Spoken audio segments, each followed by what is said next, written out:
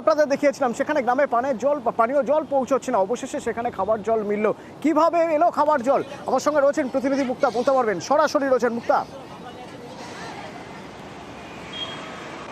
অতনুদা, আমি বলে রাখি হচ্ছে হেমতাবাদা বাঙালবাড়ির যে 5 নম্বর গ্রাম পঞ্চায়েত রয়েছে, সেই বেশ কিছু এলাকায় কিন্তু পানীয় জল পাচ্ছিল না এবং সমস্যার মধ্যে পড়তে হচ্ছিল সেই এলাকার বাসিন্দাদের। তবে এই খবর আমরাই কিন্তু দেখেছি, আমরা বলতেই পারি নিউজ 18 বাংলার খবরের জেরে কিন্তু নড়ে চড়ে বসেছে গ্রাম পঞ্চায়েত এবং পঞ্চায়েত সদস্যরা। তারা কিন্তু আজকে দেখতে পাচ্ছে যে সকালবেলা জলের ট্যাঙ্কি ভর্তি করে সেই গ্রামে পৌঁছাচ্ছেন পঞ্চায়েতের কর্মীরা এবং ওখানকার যে স্থানীয় প্রধান রয়েছে তিনিও কিন্তু সেই ঘটনাস্থলে পৌঁছেছেন।